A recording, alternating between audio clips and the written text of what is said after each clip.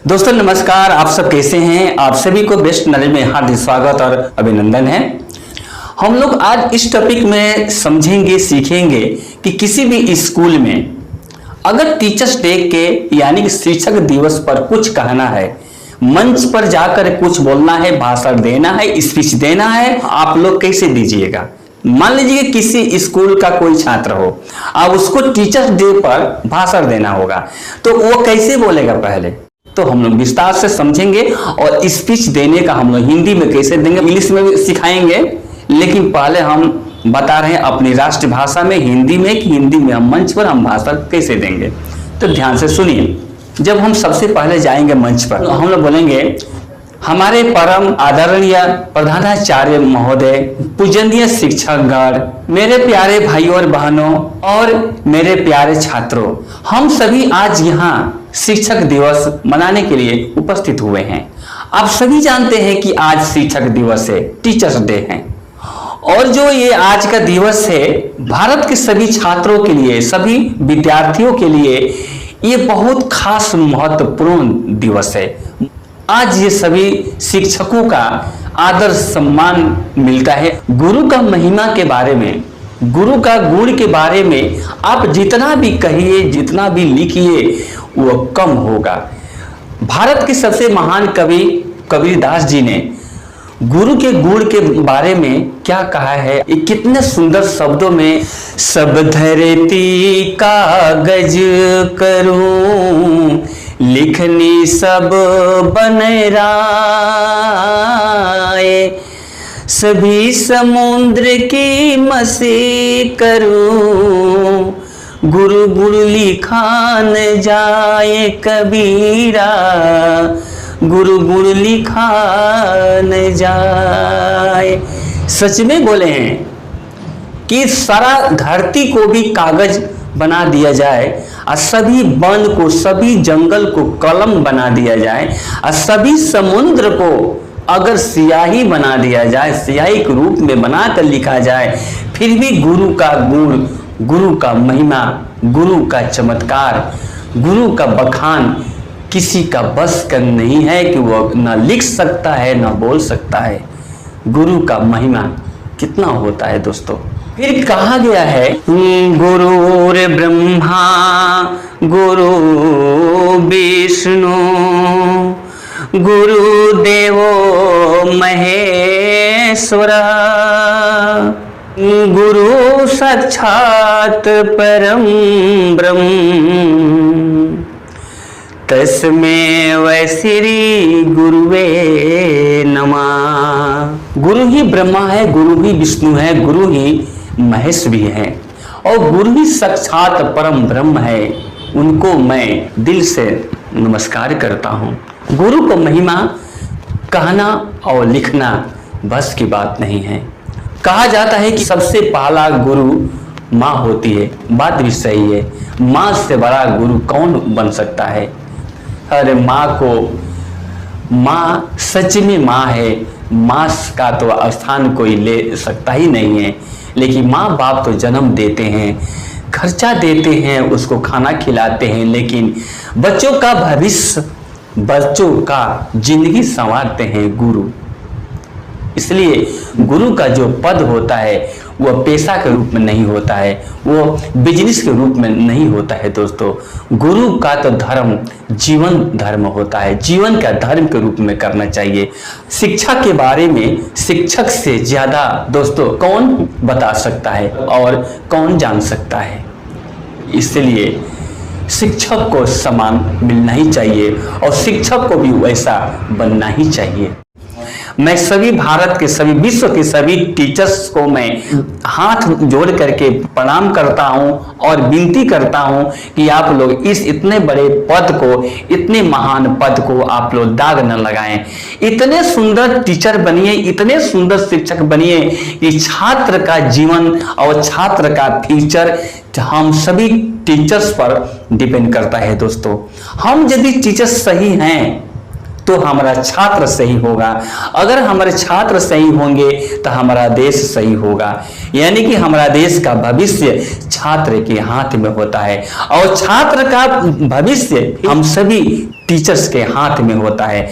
हम टीचर जिस तरह से चाहेंगे छात्र को वैसे बना सकते हैं। पानी के रूप में होते हैं छात्र, जैसे पानी को जिस बर्तन में रखा जाए वैसे ढल जाता है, उसी तरह हम सभी छात्र को हम टीचर लोग जैसे बनाएंगे वैसे बनेगा।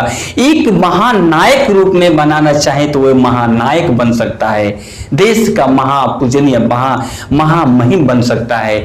और हम चाहें तो एक डाकू से डाकू भी, चोर से चोर भी बना सकते हैं। टीचर के हाथ में होता है। माँ पिता तो केवल जन्म देते हैं और खाना देते हैं, कपड़ा देते हैं, लेकिन उसमें जो सारा लाइट देते हैं, जो सारा उजाला और ज्ञान प्रकाश जिंदगी किस ओर जाएगा, इस सारा दायित्व हम सब पर होता है।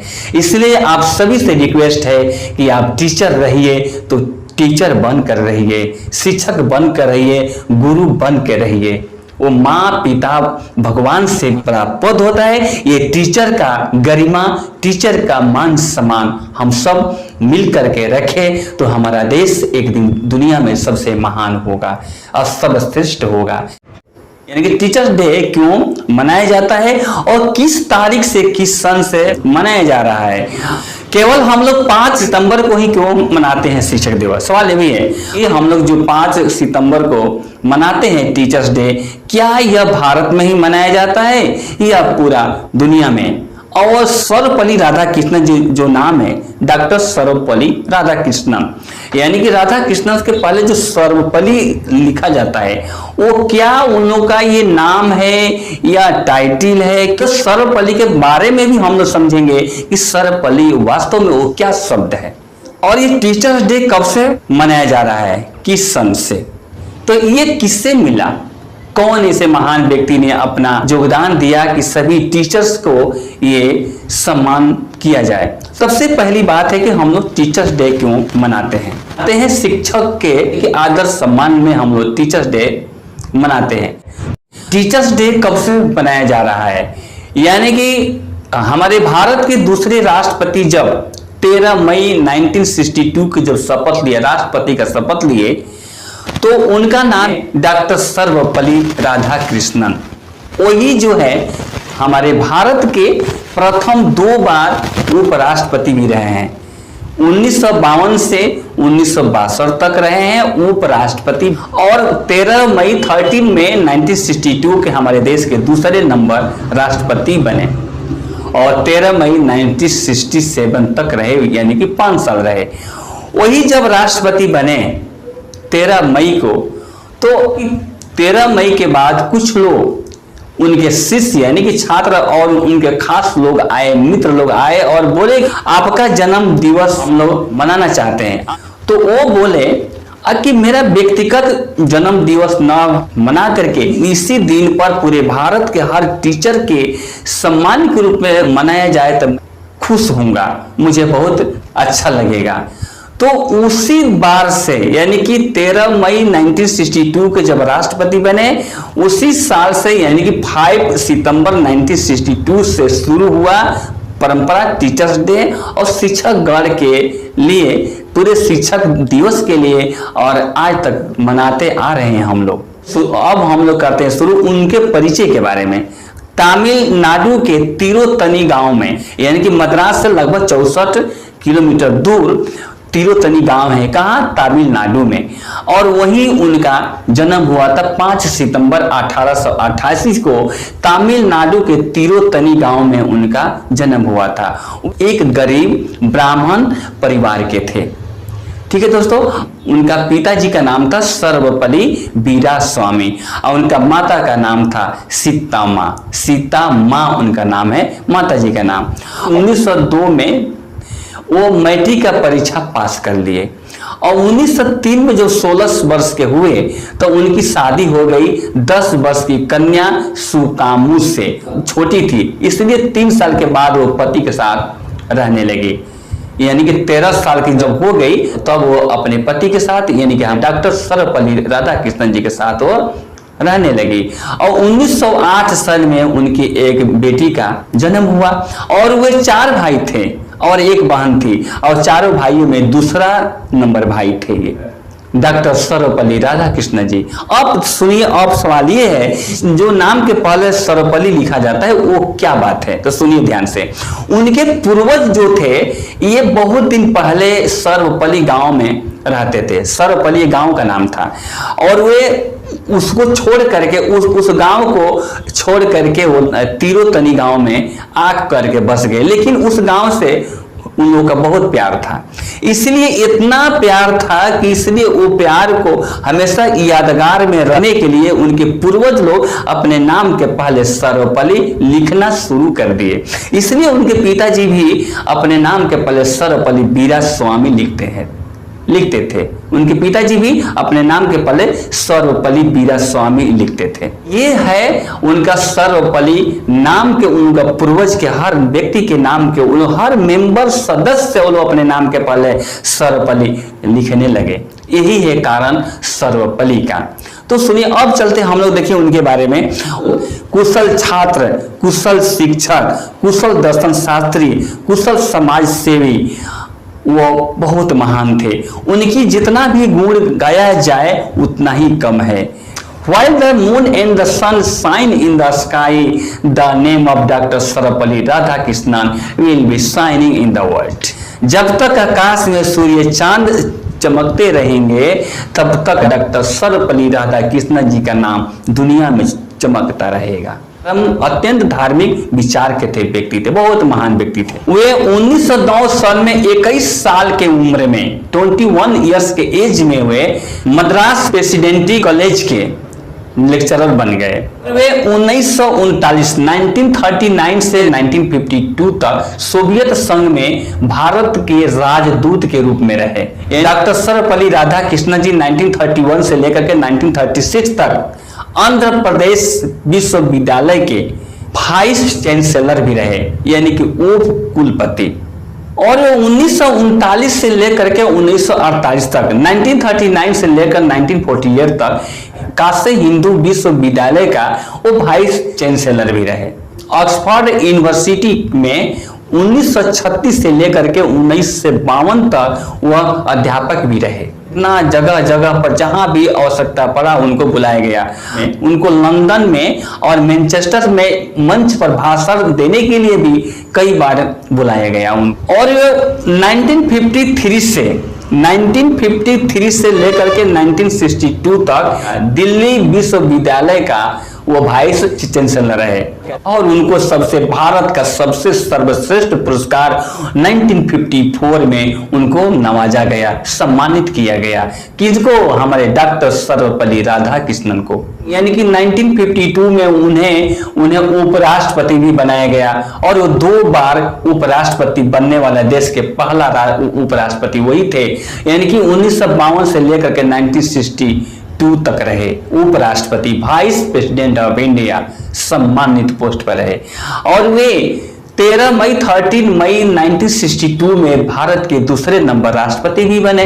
और 13 मई 1962 से लेकर के 13 मई 1967 तक वो प्रेसिडेंट के पद पर रहे, 5 साल तक रहे। लेकिन दुख की बात है, देखिए कि उन्हीं के कार्यकाल के दौरान हमारे देश के 2 महान प्रधानमंत्री का देहांत हो गया। यानी कि 27 मई 1964 में हमारे देश के पहला प्रधानमंत्री, जिनका नाम है पंडित जवाहरलाल नेहरू जी का देहांत हो गया हार्ट अटैक से।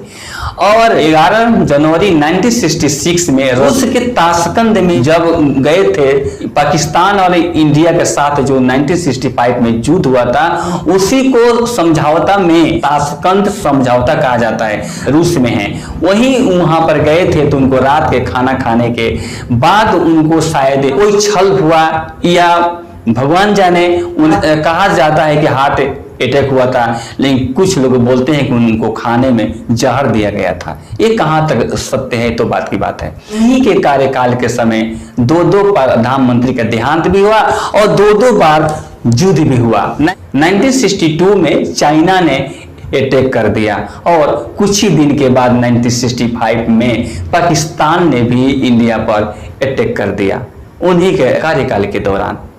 तो वे ऐसे महान व्यक्ति थे कि उनकी जितना भी हम गुण गाए, हम लोग जितना भी गुण गाएंगे दोस्तों बहुत कम है। वे भी बहुत अच्छे लेखक भी थे और उनकी कुछ किताब ऐसे हैं, ईस्ट एंड वेस्ट रिफ्लेक्शन भी है उनका लिखा हुआ किताब। द फिलोसफी ऑफ द उपनिषद भी लिखे हैं किताब, बहुत सुंदर। भागवत गीता भी लिखे हैं वो, और इंडियन फिलोसफी भी लिखे हैं। ऐसे ऐसे बहुत पुस्तक लिखे हैं। एक अच्छे कुशल राइटर भी थे, कुशल राजनीतिज्ञ थे, कुशल शिक्षक, और उनका मृत्यु 86 वर्ष के उम्र में 17 अप्रैल 1975 में हो गया। यानी कि पूरा दुनिया में 5 अक्टूबर को इंटरनेशनल टीचर्स डे के रूप में मनाया जाता है, अंतर्राष्ट्रीय शिक्षक दिवस। लेकिन हमारे भारत देश में प्रत्येक 5 सितंबर को मनाया जाता है टीचर्स डे। 5 सितंबर को मनाया जाता है भारत में, और 5 अक्टूबर को मनाया जाता है पूरा दुनिया में, पूरे संसार में। ये टीचर का गरिमा, टीचर का मान सम्मान हम सब मिल करके रखें तो हमारा देश एक दिन दुनिया में सबसे महान होगा और सर्वश्रेष्ठ होगा। जय हिंद, जय भारत, वंदे मातरम।